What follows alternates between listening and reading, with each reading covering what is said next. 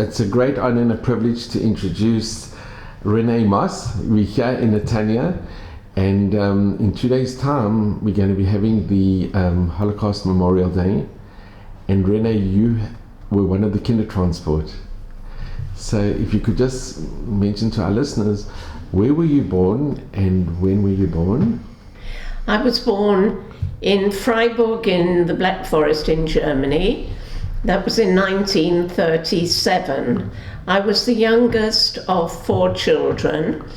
I had 2 sisters. One was 2 years older, one was 4 years older, and my brother was 5.5 years older than I was. And we lived a normal life in Germany, although by the time I was born, obviously there were many signs of Nazism by then. My father was a huge optimist, and he was very proud of being German. Actually, he didn't have German citizenship, because to have German citizenship, you had to be born in Germany, which he was. He was born in Berlin. But his parents had also to be born in Germany, which they were not. They were born in Poland. So therefore, the whole family had Polish citizenship. And your mother, where was your mother from? My mother was born in Switzerland. And Switzerland is very near to the Black Forest in Germany. It's across the border.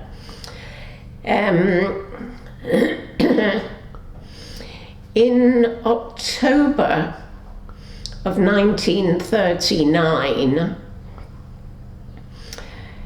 Poland issued a decree whereby any Polish citizen who hadn't been in Poland for the past 5 years, who hadn't lived in Poland, would no longer be eligible to be called a Polish citizen.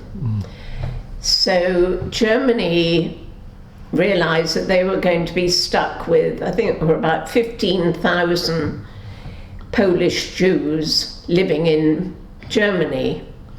And if Poland weren't going to take them back, then Germany were going to have these citizens, and they didn't want them.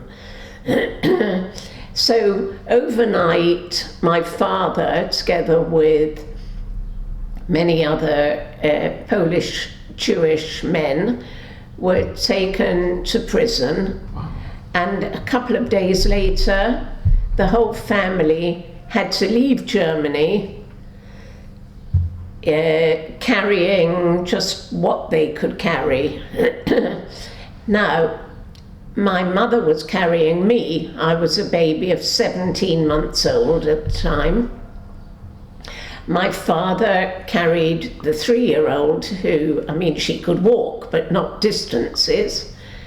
And then there were the 5-year-old and the nearly 7-year-old. So there wasn't much that could be taken as well as the children. We traveled, we were put on a train, and that train had SS guards on it, and we traveled for 3 days to reach the Polish-German frontier.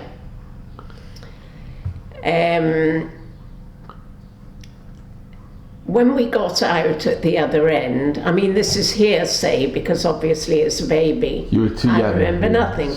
But my brother and my older sister, the 7 and 5-year-old, they remember it clearly. When we arrived at the border, the Poles refused to allow us entry. And so we were sent to Sponsheen. It was a Polish refugee camp. Evidently, it was about 3 or 4 kilometers from the station, and this was in the winter. Snow was on the ground. It was very difficult. When we arrived there, we were given a room to share with another family. I call it a room, it was actually above a hayloft. So those were the conditions. It seems there was one bed. My brother remembers my parents slept at one end and the children slept at the other end. It was a huge camp. It had the most awful conditions there. Food was provided at a soup kitchen. And people were in despair because they had no idea what was going to happen. There were many cases of suicide. Anyway, we were there for 4 months. Actually, in the same camp were the parents of Herschel Greenspan. Not that we knew them, but evidently amongst the refugees from Germany. Herschel Greenspan was the man who, when he heard about his parents' plight in the refugee camp, he was so incensed. He was living in France at the time, and he went to the German embassy there intending to shoot the German ambassador. Actually, he shot someone else, von Rath, his name was, because the ambassador wasn't there at the time. And it was that which actually triggered off Kristallnacht. The Germans used the murder in their German embassy as a sort of pretext for Kristallnacht. So we lived in this refugee camp. There was one occasion where my brother and 5-year-old sister were walking around, and there was a Polish farmer, and he saw that they were from the camp. He called them over through the fence and he gave them a wurst. Anyway, they ran back to my parents. They were very happy to have a wurst. And my mother said, "There is no way we're eating this wurst. It's not a kosher wurst." And threw it away. So your family was Orthodox? Orthodox, yes. Traditionally Orthodox, yes. I'm trying to think the sequence of things. So then, after 4 months in the refugee camp, my parents were approached by some authorities from the Kindertransport. Now, the Kindertransport emanated in England, and they actually saved 10,000 children, arranging transports largely by train from various countries: Germany, Austria, Czechoslovakia, and I think Holland as well. Pardon? Also Holland. And Holland, yes, Holland. And they asked my parents, would they be agreeable to let the 3 older children, 3-year-old, 5-year-old, and nearly 7-year-old, come on the Kindertransport. Now, don't forget, today we know what the Kindertransport was, but then people knew nothing about it. We had nobody in England at all. My mother was a linguist. She spoke fluent French, German, Italian, and she had quite a good knowledge of Yiddish, but she knew not a word of English. And we had no connection in England at all. But they thought it's a lifeline for the 3 children, and they must take it, so they agreed to take it. There were many people in the camp who were very critical of that decision of my parents. Yeah, how can you let your 3 children go? But anyway, that's what they decided, and of course it was a very brave decision. A very difficult decision as well. Very difficult. Extremely difficult. I mean, they had not a clue how life would pan out. Sure. Yes. Anyway, the 3 children were taken from the camp with other Jewish children from the camp, taken to Warsaw. In Warsaw, they were there for about 3 weeks, and they were given good food and fresh clothing, and they were cleaned up, deloused and things like that. And that was that. And what month was this? This was in February. End of January, beginning of February, 39. 39. Yes. Anyway, some few weeks after they had gone, my parents were approached again. Kindertransport wanted to save me because a baby, they wanted to save me. And it seems that someone in England had agreed to sponsor me. I've got the original documents actually. I found out in later years who this sponsor was and his family. And actually today I'm in touch with his great grandchild. Yeah. He agreed to sponsor me financially and physically until such time as either I would meet up with my parents or I would reach the age of 18, which was a considerable undertaking. Was it a Jewish family? Jewish family. And around the same time as this sponsorship came through, other people in England had agreed to sponsor my parents as domestic servants. That was how grown-ups got sponsored, domestic servants. So because both had sponsorship, the Kindertransport said, okay, so we will take you all, the parents with the child, and there will be room on this ship which is sailing with the Kindertransport. There will be also room for the parents on that same ship. So we then travelled from the camp straight to Gdynia, Polish port. We travelled by train, and as we were travelling, my mother suddenly looked up and she saw my 5-year-old sister walking down the corridor, being led by a 13-year-old girl. She was obviously going perhaps to the bathroom or something like that. Well, can you imagine? I mean, the miracle of seeing, they'd gone three weeks earlier, and we were on the same train. It's amazing. Truly amazing. Anyway, so we travelled on this ship. It was an onion ship. My brother tells the story how he showed his sisters where the onions were and how you could throw them into the water. I don't know how popular that was.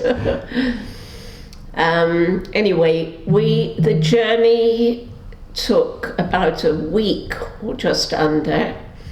My father celebrated. It was his birthday during that trip, and the can't call him a chef. What is he called? The one on a ship, on that kind of a ship. But anyway, the cook evidently made him a birthday cake, which really was quite something. Anyway, we arrived in England, in Cotton Wharf, London, it was a Tuesday, the 15th of February 1939. There were 57 children, including us, and only one complete family, which was us. Wow. So the press, the British press, were there to photograph this occasion. And of course, when they saw that there was one complete family, we became the attention of the press. We appeared in many, many newspapers. I've got the cuttings today. And that was it. On arrival in England, we were under the auspices of the Jewish shelter, and soon thereafter the older children were sent, the two girls were kept together and sent to foster parents, and my brother was on his own, sent to different foster parents, and I was sent to an orphanage. And can I ask, the foster parents, were they Jewish? No, they were not Jewish. They were not Jewish. And the orphanage you were sent to wasn't a Jewish orphanage? Pardon, sorry? The orphanage you went to, was it a Jewish orphanage? No, not to my knowledge. I've never heard that it was Jewish. Okay. No, it was in Watford. Some little while after that, there was a Quaker family by the name of Ponsford. And the Quakers were very, very good to the Jews at that time. And this Ponsford family owned a house on Canvey Island, it's called. And they said that my parents could use that home so that we could all be together. That's amazing. That's Yes. wonderful. Well, we were only there for a few months, but during that time if you imagine, here my parents led a kind of ordinary life. My father ran his own business, my mother was there with the children, everything was okay, and all of a sudden transported to a country where you know not a soul, you don't speak the language, and you're still having to look after your children. It must have been quite traumatic. They never really spoke about it, not at all. Only in the 50s, my father went to France. He had a niece living in France, whose mother was his sister, his older sister, and she had been in the camps, and she subsequently made Aliyah. And when he saw the number, it was tattooed on the tattoo, her number, he was, well, you can imagine what it was. And when he came home, that's when he started to tell the story a bit. But their attitude at that time was very much, we don't want the children to, to have nightmares, to this and that, we're in England now, we're safe. And in fact, they really never spoke German at home. They preferred to speak in Yiddish because they said, England is at war with Germany and we don't want to look as though we're, the other side kind of thing. Yeah. After we came back from Canvey Island. Why did you have to leave? We had to leave because war was then declared. Oh, okay. And all aliens, whether they were friendly or not friendly, had to leave the big cities. The children were sent to Paignton in South Devon. And my parents said, well, if the children are going to be in Devon, we need to be in Devon in order that we can see them. They were going to be fostered there. Again, not Jewish, not in Jewish homes, no. So that's what happened. I, at that time, stayed with my parents. And gradually, oh yes, the most stupid part of everything was my father was enlisted in the British Army. Wow. Now, can you imagine anything? He was in the Pioneer Corps. To take somebody who hardly, probably could speak a bit of English by then, but hardly could, who had responsibility for 4 children, and by then a baby had been born, and he was whisked off to the Pioneer Corps. And how old was he at this time? He was mid-40s. Just doesn't make any sense to me at all, that, quite honestly. But anyway, that's how it was. So my mother was therefore completely on her own. She used to give some language lessons to two teachers in my primary school, and they became very close friends of hers. And when the baby was born, I mean, obviously the baby was not planned, but the baby was born, they were very helpful in providing equipment and generally helping her.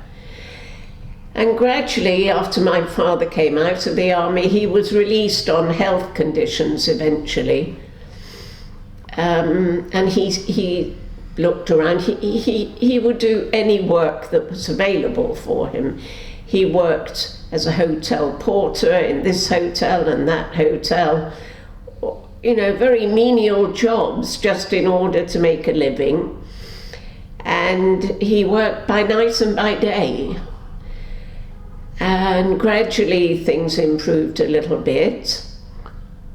And they kept religious, they kept kosher, they kept religious. Absolutely. Even under these difficult conditions. Yes.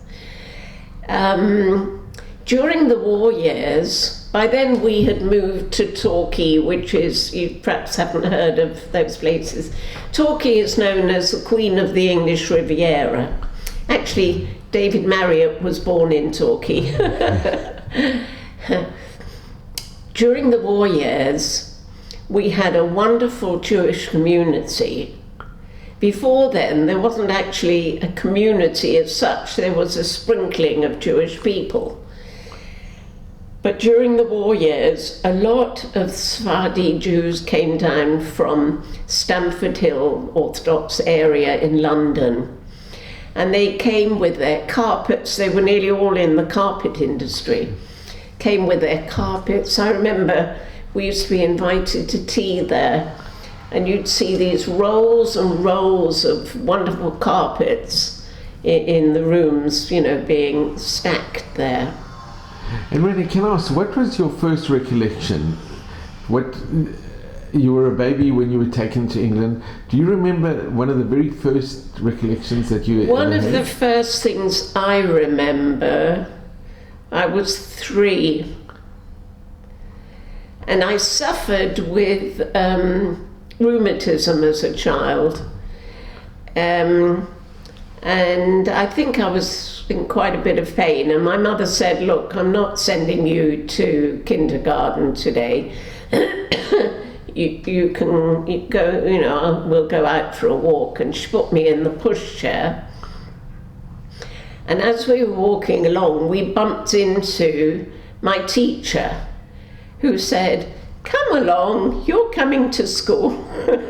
Now, quite what I remember and what is hearsay, because the two become very mixed up, really. Yeah. I really always felt secure.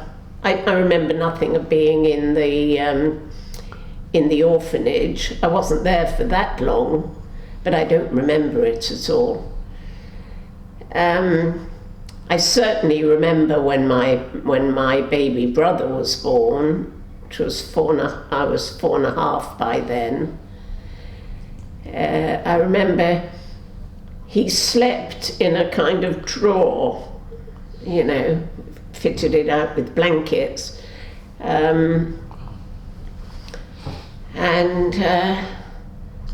I felt secure. I had my parents with me, and as I say, they were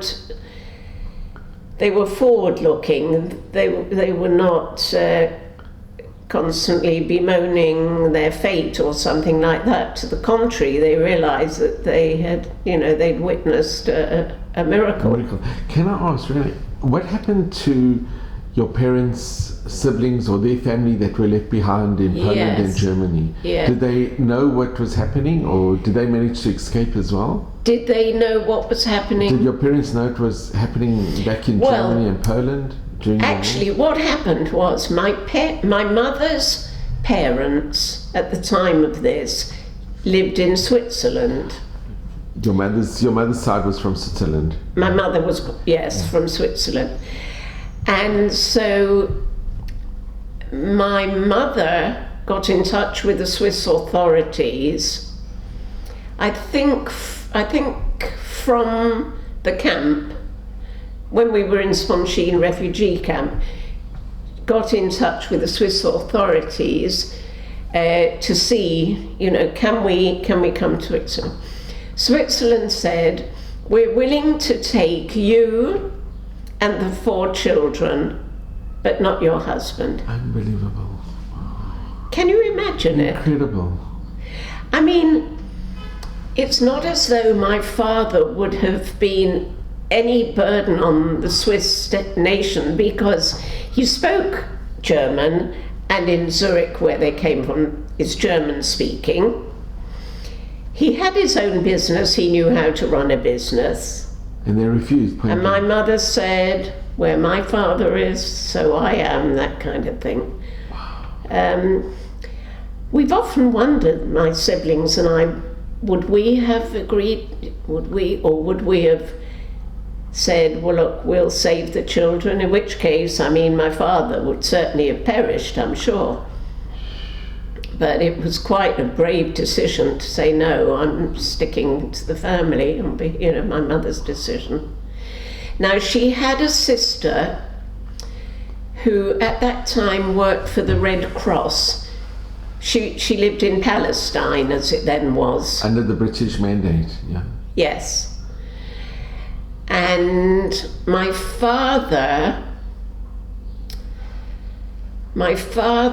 was, his older sister was taken to camp. She lived in France. The family were hidden behind an open fireplace. But his sister was taken to a camp. I'm not sure which camp she was in. It wasn't Auschwitz. But anyway, she survived.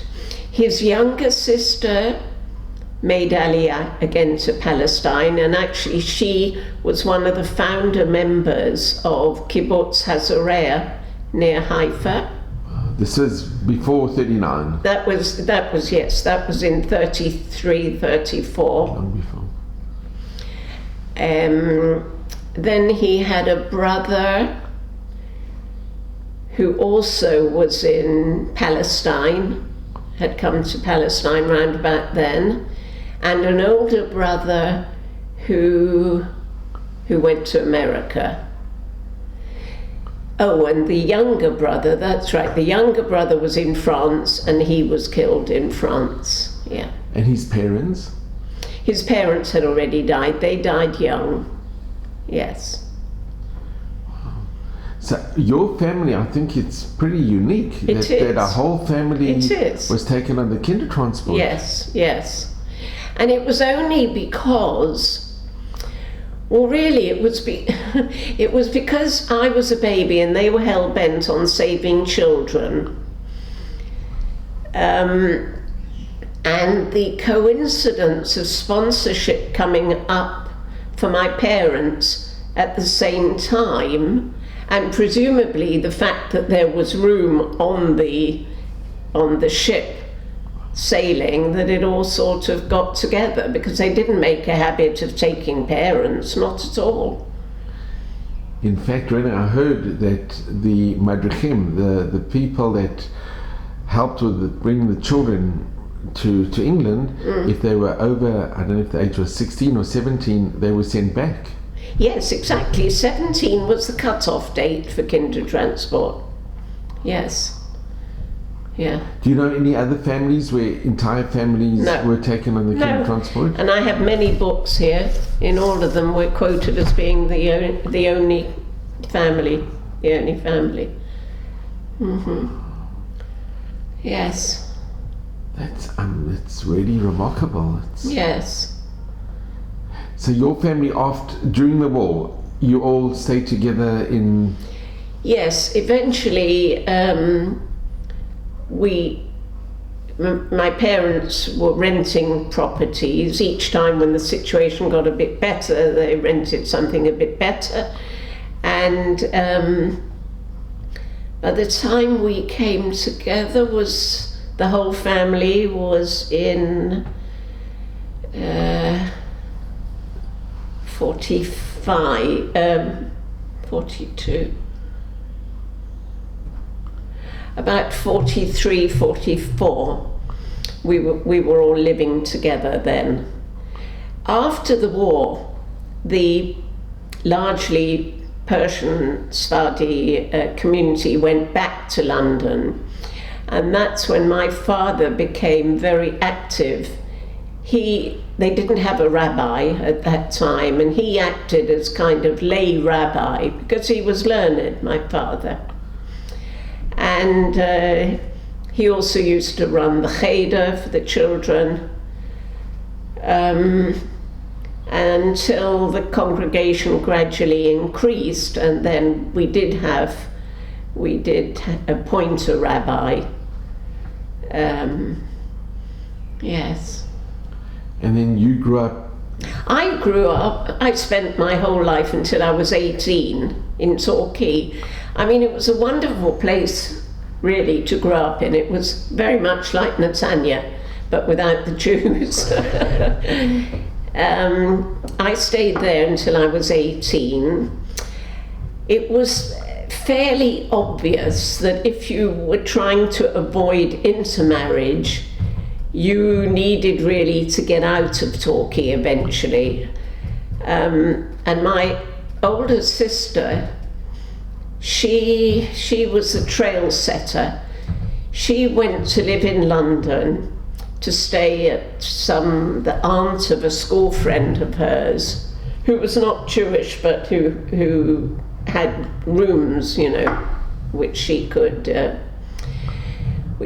rent. So she came to London first and got herself a job and what have you. And then a couple of years later, the next in line did the same, round about the same time as my brother did. And I only came to London when I was 18 because I studied languages here in London at the French Institute. And that left my brother, the young brother, in England, and we were all in London. The three sisters, we rented a couple of bedrooms and a lounge, and gradually we had a sort of more or less flat. People used to say, "Oh, you're so lucky, you have no restrictions." And I used to think, if only I had restrictions. Wow. They all came home, they all had a meal, and we had to then start making a meal. Their washing was all done, and we had to do all that. I was envious of them, and they were envious of me. Did your parents and your brother join you eventually? No. Well, sadly, my brother died when he was 18. I'm sorry to hear. What happened in his case, he suffered with bronchitis as a baby, and gradually, when he was growing up, asthma. He was 18. He had places at 3 universities he was going to, and he had an asthma attack. They called the ambulance, and the ambulance came. They brought up the oxygen cylinders. Each one was empty. Aye. And en route to hospital. I'm sorry to hear this. That must have been devastating for the whole family. Absolutely. Yeah. Wow, that's your story is so unique and so unbelievable. Yeah. Did your family stay in touch with other Kindertransport? No, do you know what? We didn't, because in Torquay, we were the only refugee family. We were known as the refugee family. Actually, I'll tell you a story about refugee family. When it was my brother's bar mitzvah, the older brother's bar mitzvah, the community there, the Sfardim, they were wonderful, and they said, don't worry about the bar mitzvah, we will arrange a very nice kiddush. In those days, quite honestly, they didn't have mega events for bar mitzvahs. You had a kiddush in shul, and that was bar mitzvah, very nice. So he did his parasha, and there was a very nice kiddush laid on and funded by by the Persian community. The Ladies' Guild came to my mother and said, before the bar mitzvah, and said, we are going to pay for a suit. That was normally the first time that the boys had a suit, long trousers and all this. You're to go to such and such a shop, Jewish-owned shop, I won't mention the name, Jewish-owned shop, and they know you're coming, and you'll choose a suit for him, and wonderful, So when the time came, my mother took my brother Henry. He was called Heinrich when he was in Germany, but he became Henry. And they went into the shop, and she said to the assistant there, I've come from Mrs. whatever it is. And the assistant called right across the shop to another assistant, it's the lady who's come for the charity suit. My mother said, Henry, took his hand and walked out to the shop. You were very proud. Very. Yeah. Yes. And rightfully so. Rightfully so. Doesn't it just show that my mother always used to say, if you haven't got anything nice to say, then don't speak at all. But would you shout such a thing? Would you? It's embarrassing. How insensitive can you be? Extremely. Can I ask, how did the non-Jewish community view your family as? The non-Jewish community in Turkey or in England when non-Jews, you're talking. When people found out that you were from the Kindertransport, did you have a very positive response? We didn't really mention very much at all. People used to ask, well, they knew we weren't English, obviously. My parents spoke with an accent. People used to say, where were you born? I wouldn't say I was born in Germany. I used to say I was born just outside Switzerland, and they all fell for that. Interesting, clever thing to say. They couldn't go and Google it in those times. But people used to say to me, even when I was at grammar school age, say something in German, say something in German. I used to say something, and they were, wow, But, and you never experienced anti-Semitism growing up as a child? No, I never did. My brother did. A in school. He had a slight accent. When he said the letter R, it was guttural. To this day, it still is, actually. Well, don't forget, I mean, he went to school in Germany.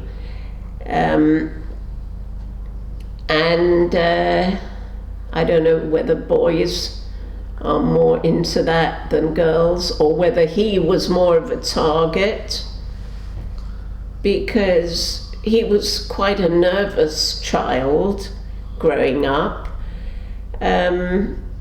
But then on the other hand, he'd seen German tanks rolling down the streets. In fact, he ended up with a broken leg at one point, because he was always into doing foolish, when I say foolish things, pranks. And he said to my sister, evidently, "Watch me, I can swing on the end of that tank." And he swung on the end of the tank and of course fell off and broke his leg. Right. But he always says he remembers clearly these German soldiers came up to him. I mean, they could have done anything to him, but they were kind to him. They helped him, and I don't know whether they called an ambulance or called my parents, I don't know. But yes, so he did come across anti-Semitism. I don't think any of us other three girls, I don't think we did at all. But we weren't, because we were a family of 7. That was a big family in England in those days, you know, a very big family. The non-Jews thought we were a wonderful family because my mother used to dress us nicely, not expensively, but you know, and we had curly hair and we were dark and they were blonde and straight hair and this kind of thing. So, you know, we were different. My father built up his own business even whilst he was working in hotels, and he gradually built up a kind of tally business where he would go knocking on doors with books of what they could buy and pay off with very minimal amounts. And they all liked him. Well, he had a very friendly disposition. But there were some, when he came, they used to call up, "Mum, the Jew man is here." But they didn't actually mean it nastily. Yeah. I mean, that's what he was. He was Jewish and he was the man, and he was coming to, you know, to get yet another 5 shillings in those days was more or less what they did to pay off what they owned. Oh, there was, mind you, yes, there was a case of anti-Semitism again. I remember being with my mother. I don't know if any of my siblings were. I think it was just me with her. And we were in a very nice grocery shop. I mean, it was way before the times of supermarkets and stuff like that. And we were waiting in line to be served. You had to be served with everything. You didn't pull it off the shelves. And somebody must have heard her accent and said to her, "Go back to the country where you were born." Well, they didn't realise, you know, that would have been Switzerland, but just the same, what they meant was, "Get out, Jew." That's what they meant. Yeah, that I do remember. Yeah, so we left the shop. And can I ask, Renee, when did your family, or when did you start speaking about being a Kindertransport? Or was it always part of I tell you, up? when a little bit it was, but it was very minimal. It was very minimal. I remember when I was growing up, I had a kind of real appetite for reading all about the Holocaust. And my father used to come along. I mean, I'm talking, I would be perhaps about 14 or something like that. And he'd see what I was reading, and he would say, "No, you don't want to read about that. It'll only upset you." It used was, to say. that was the view of many Yes, survivors. yes. Now, in 1989, am I right? 89? Yes, 89. Bertha Leviton, have you heard of her? She was instrumental in setting up the reunion, 50th anniversary reunion of Kindertransport. And after that time is when people started to talk. Did you much attend the 50th anniversary? I was in hospital at the time, so I couldn't go. But what happened was, a few months before then, I remember I was sitting in our garden reading, and I had the radio beside me, and there was a program every day at 2 o'clock. It was called Woman's Hour, and they used to have some really interesting speakers. And they had this Bertha Leviton, and she was going to be setting up this 50th anniversary, and she was saying all about it. And I heard it, and I immediately rang my brother. I said, listen, Henry, you've got to get yourself involved in this. Because my brother was working for Kodak at the time. He was always into films and cameras and stuff like that. And he helped Bertha a great deal with regard to having to photocopy a million things. Again, it was before emails and, you know, everything so easy with the computer sending here and there and the other. So I got him involved, and he became very involved with Bertha Leviton, and she with our whole family. And that reunion was held in England? Yes, held in London. And I think it was very well attended. It was very well attended, yes, it was. It was, yeah. And subsequently, have you been to any other reunions? Well, after that was or have they held any?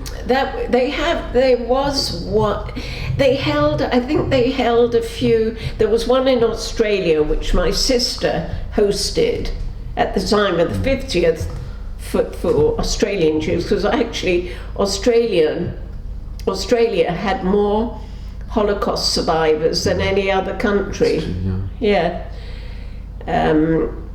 Probably other than Israel, I mean. Yeah, outside Israel, I think Australia had, outside Israel, yeah. Yes. No, so I didn't go. You see, we felt a bit different because, well, I certainly did feel different because everybody else was talking about, well, I lived here and I went to this school and you had your parents. And yeah. I kind of felt a bit of a fraud almost when it came to stories. It's not a fraud, but I think you had the great fortune and the great muzzle that your parents were with you, Yes. which is very unique. Yes. In fact, when we made Aliyah, soon after we made Aliyah, I joined a local Wheatso group, and very soon, I think I'd been there about 2 meetings or something, and because in England I was very involved with Wheatso, chairman at one point of our local group and what have you, so the obvious thing is when I come here. But it was run very differently. Anyway, whatever. So they said, oh, we have kind of lunches with speakers and, you know, would you tell your story? And I said, you know what? I won't, because in Israel specifically, there are so many horrendous stories that I kind of felt I would be trying to grab the limelight of something which was so awful. That's how I felt. Now it's a little bit different, firstly because there are fewer and fewer survivors who can tell a story. Either there are survivors who unfortunately, you know, their memories have gone or whatever. They're fading, unfortunately, with age. Yeah. Yes. So, as I say, those people who were brought up in London, there were little groups of them a lot of them lived, do you know London at all? Sure. A lot of them lived in Hampstead and Belsize Park and all this kind of thing. They all spoke German to each other. I mean, you know, their English was really very poor. Golders Green is Munchel. Yes, that's German. right, that's right. On the one hand, they had the huge advantage they'd lost family, but they had each other. Whereas we, down in Torquay in Devon, we just had to get on with it, and so we did get on with it. And we didn't really, my parents used to say, you don't need to go visiting school friends, but you've got each other. We always had someone to play with because we were 5. Yeah. So we didn't need, you know, it's not like we were an only child and that would have been very important. And we had no cousins. I mean, I didn't know what an aunt or an uncle was, more or less. When people used to speak, oh, my auntie this and my uncle the other and my cousins. We had nobody in England, nobody at all. First time I came across an aunt was when my mother's sister came from, well, it was by then Israel, and came to stay with us. And that was the first time. And then, you know, after that, of course, we gradually got connected more to my father's side of the family. Well, because there were more of them. And, you know, to this day, obviously, we're very connected with them. And Renee, have you kept in touch with other Kindertransport survivors? Do you feel a closeness? Yes, you do. You do. It's like Even a family? Well, to be honest, anyone who is Jewish and comes from Germany, I feel immediate rapport. Firstly, I can speak German, so I feel a rapport. Actually, there was one occasion in Hampstead. There's the most beautiful area called Kenwood. It's got a huge how would you describe Kenwood, Jerry? The house, I mean. Oh, it was a big country house. Yes, country house. It was used a lot as settings for various films, national films. Had the most magnificent grounds imaginable, and we used to spend half our weekend there. We just loved walking around the grounds. Absolutely beautiful. It's the place I miss the most of England. I don't really miss England, but I do miss Kenwood. And one day we were walking along, we'd done a considerable walk, and there were seats dotted everywhere. And there was a couple sitting there with a dog on a blanket on the floor. And it was a, you know, cute dog. And we said, oh, cute dog kind of thing, we said to the people. And they said, oh yes, you know, sit down, there's room on our bench. So we sat there. And the woman had a foreign accent. And she was saying, do you live here? And I said, yes. And where are you from? And she said, Poland. Oh. She said, have you ever been to Poland? She asked me. I said, well, I have, but I'll tell you in a moment. I said, where are you from? You'll never guess where she was from. She was from Sponsheen, which is where the refugee camp was. I mean, I've come across a million people, they've never heard of Sponsheen unless they've delved into history of that kind of thing. I said, I couldn't believe what I was hearing. She wasn't Jewish, of course. I said, Sponsheen. I said, I was in a Jewish refugee camp there. I said, you knew about Jewish? No, she knew nothing. Well, did she or didn't she? Who knows? What are the chances of that happening? Wow. the chances It's of that. unbelievable. It really was. Actually, they were a pleasant couple, weren't they? He wasn't Polish. Pleasant. And I told her the story because I thought if she doesn't know it, she better know it. And how did she react? Yeah, well, really, oh my goodness, no, we knew nothing of that. And have you ever been back to Germany No. and Poland? Poland, no. Would you ever go? Have I ever been, do you say? Or would you ever go? The times that Jerry actually has always wanted to do the, not the March of the Living, but, the visiting of the camps. Yeah. I could never do it. I'm somebody who, even when I visit graves, I have to be on my own. Well, I mean, Jerry, but I can't be, I don't want to be with lots of people. I feel I couldn't, I might be wrong, because a lot of people have been, and my brother has been, for example. I wouldn't want to see the emotions of other people when I myself have got my... Do you understand what I'm saying? I actually do. When we went to Poland last year, I do understand what you're saying, because it's a very private time, and you with other people as well. So it's a very difficult emotionally. Yes, yes. Germany, as a matter of fact, I nearly broke my vow of never going back to Germany. There's one part of me would love to go back, because Freiburg is supposed to be a most beautiful city.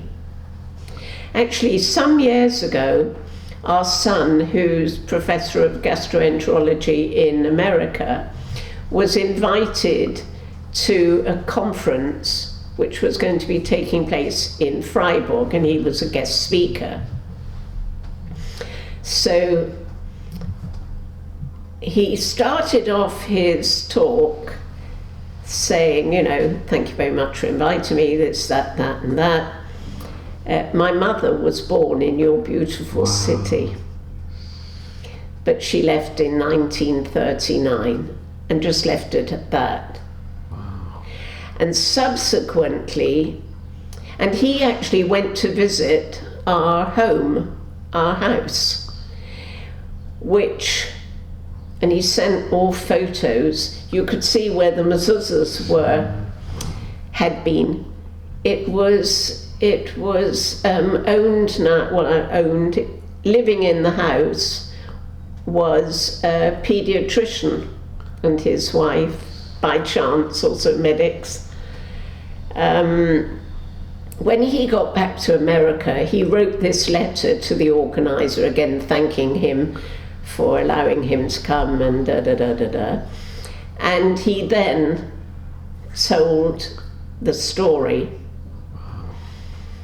And the organizer sent a book for me, a book of Freiburg, and he also sent his story. He was taken prisoner by the British, and I mean, it was actually very interesting, because there is another story, there is another side, not Nazis, but I mean, to the ordinary German, and there were ordinary Germans. So, that was quite something. But about a year and a half ago, we got an invitation. It was not directly sent to us, it was through somebody who we knew, who used to travel to Germany a lot and teach in schools about what happened to her and her family. She'd received this invitation, and it was talking about, have you heard of Stolpersteine? they're like the plaques. The brass sure. Yeah, Stolpersteine they're called. Stumbling stones. Yes. They have it in Vienna, they've got it now in Slovenia, in Ljubljana. Yeah. And in Germany, in many of the towns Well, Freiburg was going to be having them. And so we were invited she received this invitation, and there was a list of the houses, and one of the houses was our house. Well, when I saw that, I can't tell you, I went absolutely cold. I said to Jerry, I have to go, and you have to come with me, because I no way can be there on my own. And my kids got very excited. Stephen in America, yes, you must go. And Nikki here, yes, you must go, and you must go, and you must go. Then I looked at the dates. When was it going to be? Firstly, I was looking, yes, at the date. The date that it was going to be our house was it actually Erev? I think it was Erev Shmini Atzeret, the Erev, and it was going to be in the afternoon, which meant that I couldn't travel back then, and I'd already been looking up through was it EasyJet? There was an airline. But it didn't work out. It wouldn't have worked out. Pardon? It wouldn't have coincided. They had planned this thing on dates unsuitable for Jewish people who were even vaguely interested in keeping the Chagim. But Renee, would you, even today, if they've got the sign, wouldn't it be significant if you went and you saw the house with the... Well, in fact, what happened, I wrote to the organizer and I said, I very much would have wanted to come, but, you've made it kind of difficult by, And they couldn't change it? I'm surprised, it was too late to change it. I said, I'm surprised that you didn't contact a rabbi in Freiburg to check the dates. He obviously was not very keen on my pointing out this error.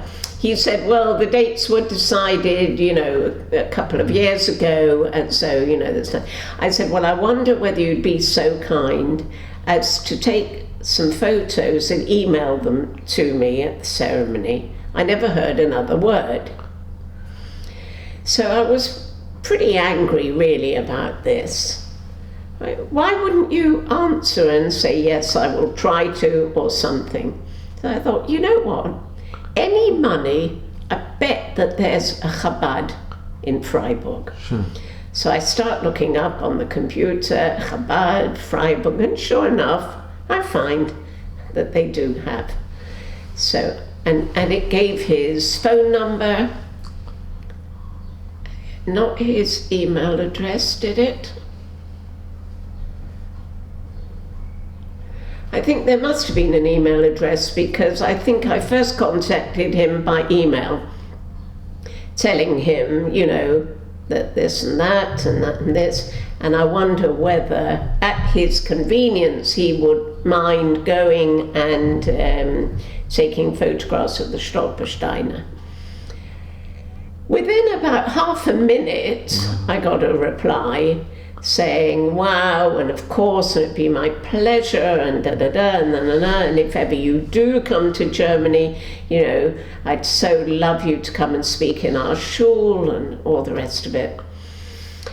At the time when I was getting really excited about, yes, I was going, my brother in England, he decided he would come, my sister in Australia said she will come, my sister in Jerusalem said, no, she won't come. My nephew, he was going to come, so it was going to be quite a kind of contingent topic. But in the end, as I say, it didn't happen.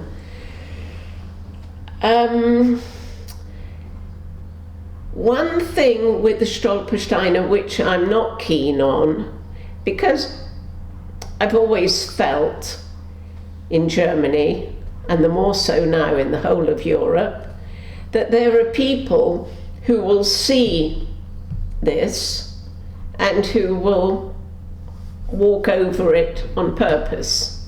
You could have put it.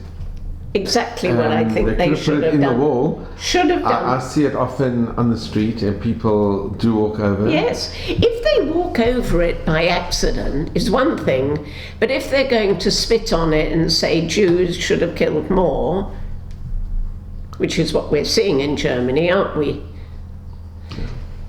So, But I have seen in Vienna where they've put them. oh, in Vienna they've put them some, on the wall. Oh, on the really? wall. So there are some that's on Oh, the wall as well, really? and it's much more significant. Because Well, of course it catches the eye. Sure. Yes. And the other I've got a photocopy of the that the Chabad sent me. In fact, he apologized because it took him about 3-4 days. He said, "I'm so sorry," he said, "because the weather has been atrocious." And he said, and even today it was still raining very hard, but I couldn't bear to wait another day. You know, that's when... But the organisers never replied to you, and they never sent you a photograph. No, Amazing. not another word. I mean, I found that unbelievable. Unbelievable. Oh, another coincidental thing. Our grandson from America took a gap year last year and travelled everywhere. He came here twice, but I mean, he travelled everywhere. And when he was in India, he met this couple who were kind of his parents' age, and they were from Germany. So he said, "Oh, whereabouts in Germany are you?" Where were they from? Freiburg. Where did they live? So straight away I got a WhatsApp, "Please send me your address." I sent the address. They lived round the corner. They weren't Jewish. But incredible. And they said, "We will send you photos." And immediately they sent to Jacob, who then, WhatsApped to us photos of the outside of the house and with the Stolpersteiner, and yeah. It's amazing. Renee, can I ask, I know this is a difficult question, but reflecting on the Kindertransport and the whole history of the Kindertransport, how is your feeling or your family's feeling about, I know it's a difficult question, but Non-Jewish. that the Jewish community, not that times were difficult and it's very easy to judge, but a lot of the children didn't even have the option that they could go to a Jewish family, Yes. and they landed up in non-Jewish families. And there's an estimate that 1/3 of all the Kindertransport are lost to Judaism because they didn't even know that they had Jewish ancestors or that their parents were That's Jewish. right. That's right. Well, we did always speak about it, once we were speaking, and we used to say, so and so part of our community, how comes that they didn't take in a Jewish child? And how comes that this one didn't take in a Jewish child? And we just found it quite extraordinary. I think with non-Jewish, I know where my siblings were taken in, they incidentally, they were well aware that these were Jewish children, and they used to go to Cheder and to Shul.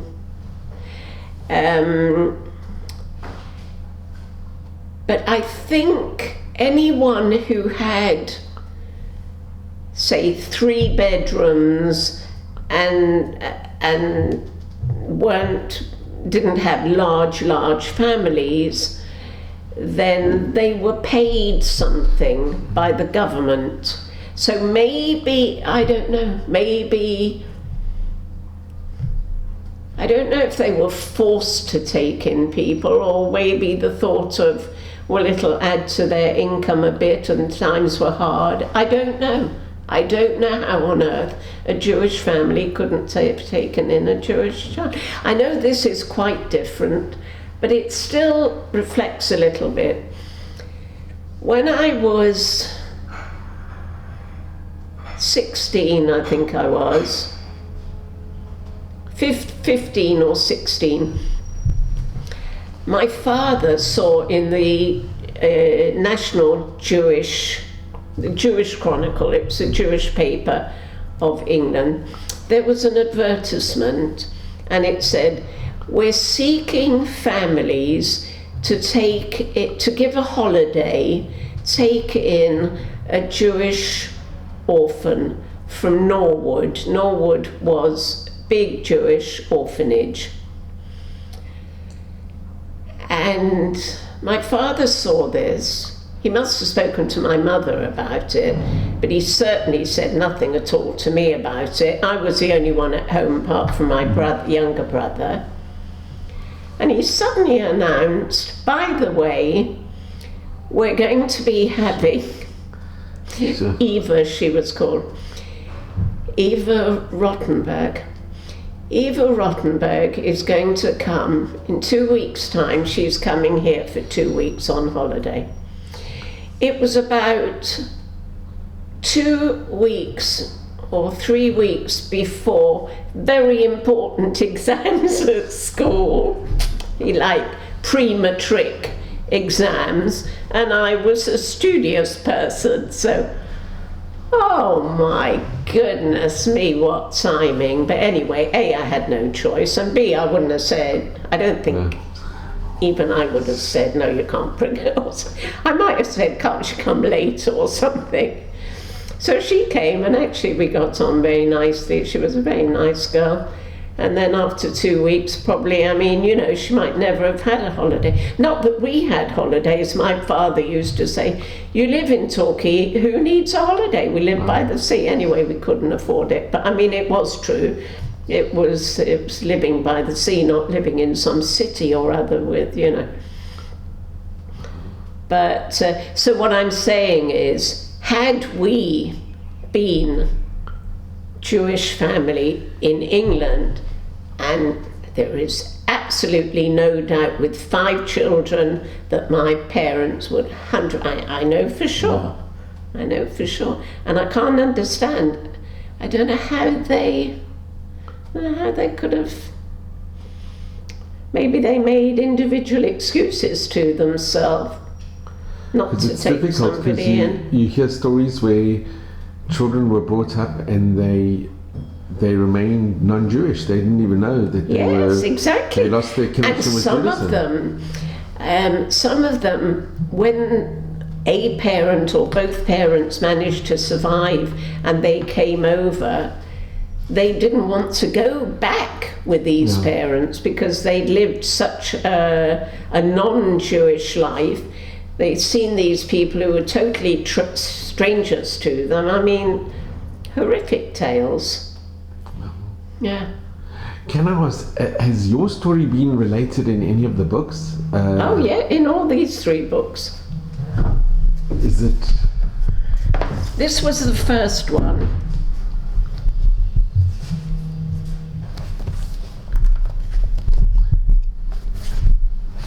And this one's called, this is a story of... This is called And the Policeman Smiled, because one of the children evidently couldn't get over the fact that in England policemen smile.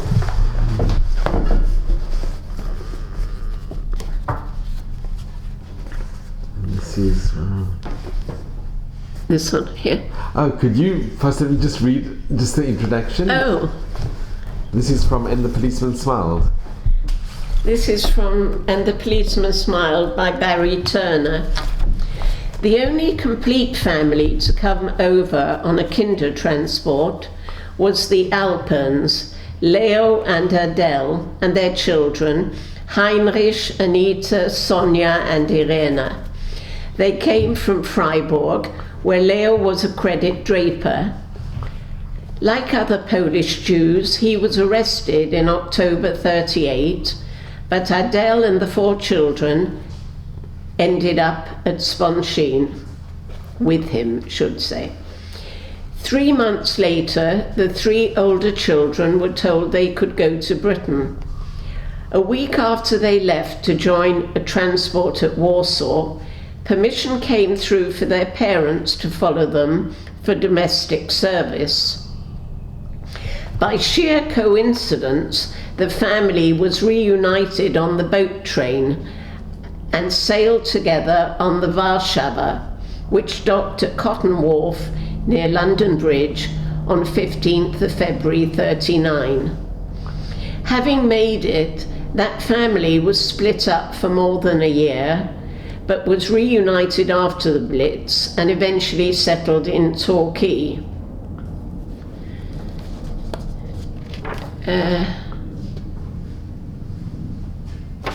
Yes, that's that one. Wow,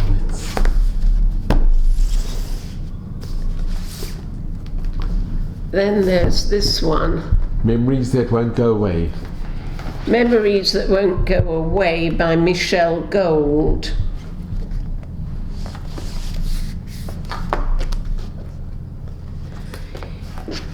This is done as sort of my story. Renee Moss, née Irene Alpern. Renee and her family's story is quite unique.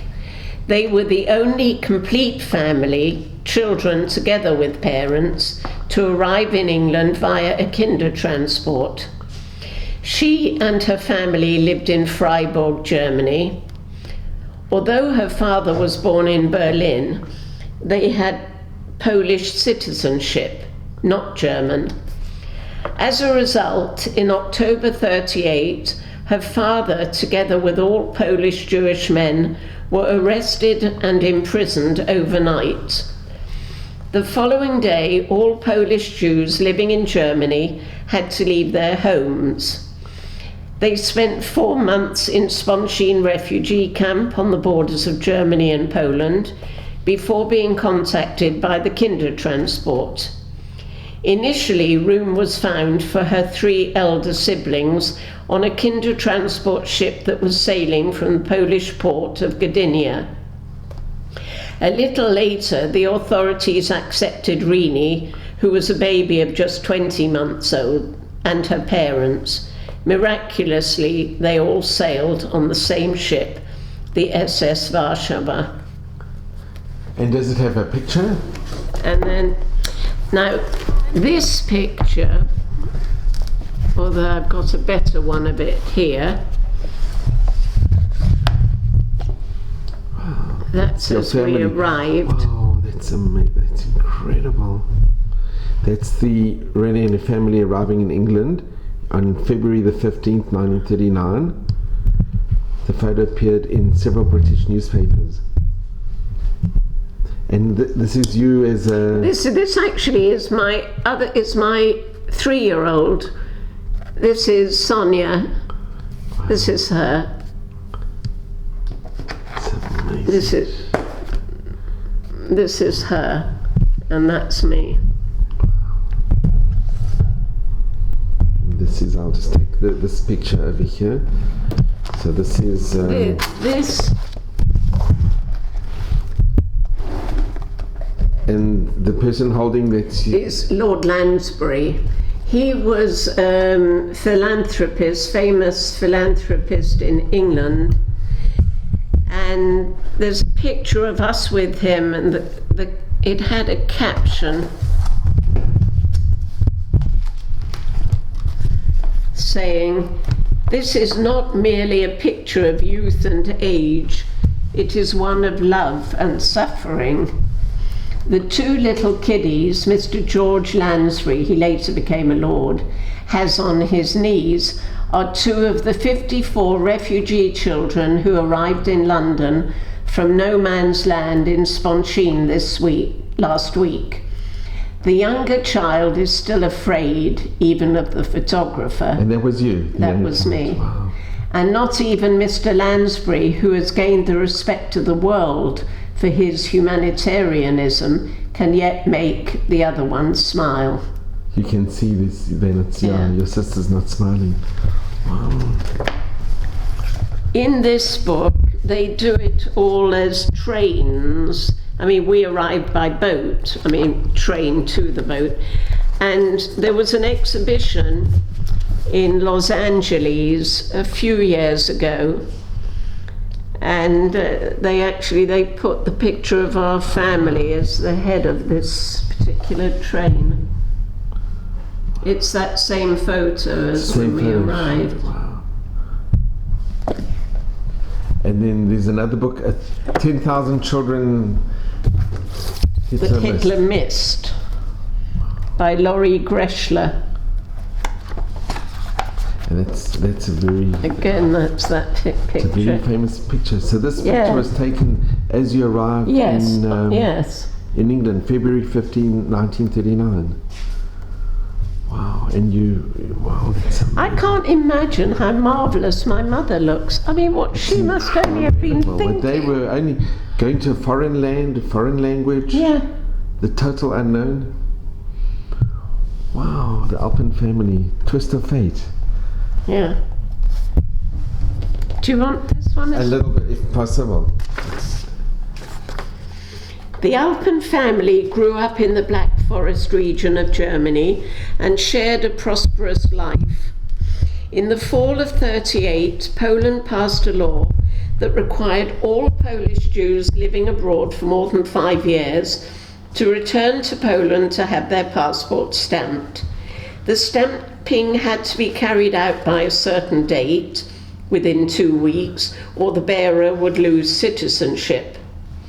The Nazis realized that Germany would be filled with thousands of stateless Jews.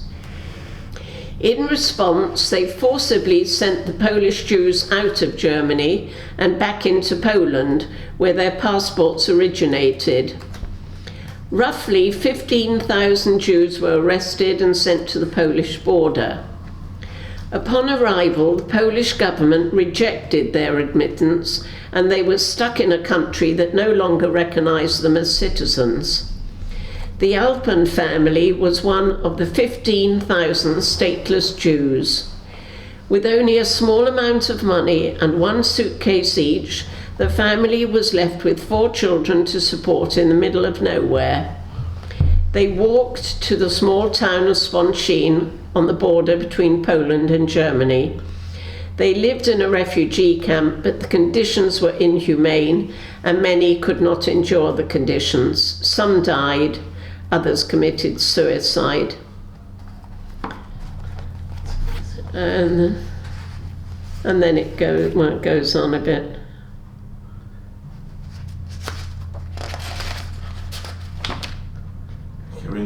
I mean, it goes on quite a bit, but I mean, it's basically saying, oh, that's right, because my grandmother in Switzerland, she wrote to her sister who lived in Poland, asking if we could go there from the camp. And her sister said, you know, I'm sorry, but I mean, our situation is so bad here in Poland that we can scarcely manage. Anyway, she sent a couple of cooked chickens to the camp. But I mean, had we gone there, we would have perished with them. Absolutely. So, you know, it's all fate, isn't it, really? And with all this, your faith, it's never diminished. No. Our faith. Your family's faith, you remained. No. Even when you heard of what happened to the rest of your father's family in Germany. Well, you know, I mean, my father was brought up in an Orthodox family. Now, his sister, who became a founder member of Kibbutz Hazorea, she said to me, because she became then, I mean, it was not an Orthodox kibbutz, quite the opposite actually. I mean, it was a wonderful kibbutz. And the first time I met her, she said, you know, I was brought up this way until she was about 18 when she came to Palestine, as it was. And she said, what I saw and what I heard, she said, I can no longer, I just cannot believe anything anymore. So some people were affected that way. Other people were affected totally the other way. The founder of the Lanyardo Hospital, I don't know whether you know his story, he lost his entire family, and he was saved. And he said, well, obviously, if I'm saved, I intend to kind of make my life, as it were, really worthwhile. And that was how he set about setting up this hospital. There was also a lot of Rosh Hashivas that lost their entire family, and they came and they rebuilt clung the on. Yeshivas, I suppose those that clung on to it, at least clung on to it. I met up with a friend of mine, whom I've known her since she was 2.5 or something. They used to live two doors away from us in England. She now lives in England, in America, but we've remained very connected. And she said, she came to visit us recently, and she said, oh, don't ask about the flight, Renee. The flight was horrendous. There was such turbulence. She said, I even dug out and I was reciting the Shema. You know, I mean, she still, she keeps a certain kashrut, her way kashrut, you know, keeps, celebrates all the chagim, this kind of thing. But she no way pretends to be more than that. And she said, it's the first thing. So deep down inside anyone who's had any kind of background, it's there, isn't it? It is. Well, Renee, I just want to thank you so much from the bottom of my heart, really. Your story is so inspirational, and what you and your family experienced, it is unique, it's, as it says in the books. And it's just such a wonderful thing to see that you're so positive, and I mean, you went through such a trauma, but look how... Well, I mean, I consider that I was really probably the luckiest because being the youngest, then I remembered less.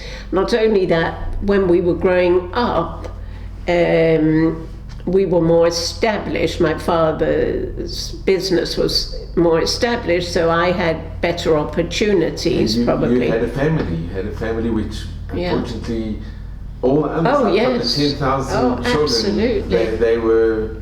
They didn't have parents. Yes, that's my father's family. You can see a very distinguished.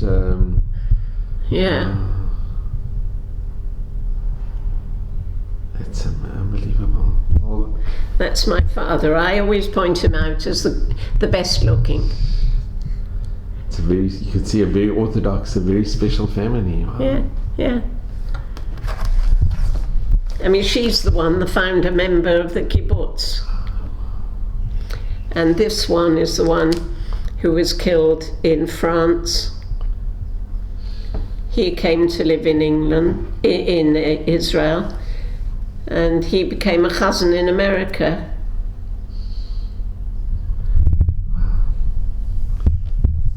Renee, thank you so much. I really, really appreciate it. I'll just show you the one other thing. This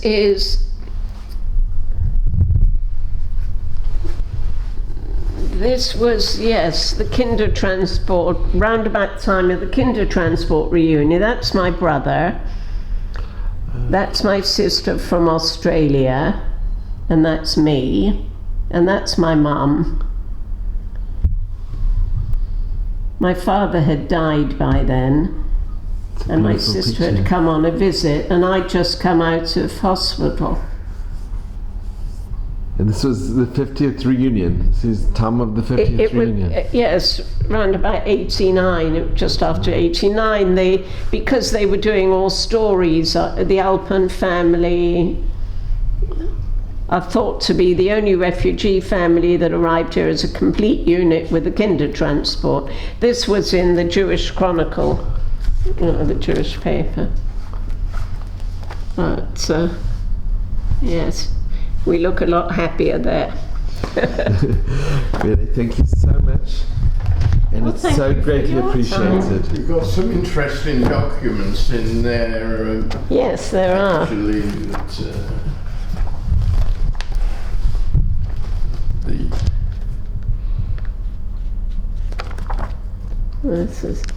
This is not actually I don't think, German-Polish frontier. It could have been oh yes, it must have been what? disembarking from the SS Warsaw. I don't know where we were. Well, we could have been anywhere. That could have been, couldn't it? It's very possible. And this is from the Times, 1939, February the 16th. Yes. That was the following day. This is the visa which we received in the camp. It actually had an address, look, a road. In Poland. Yes.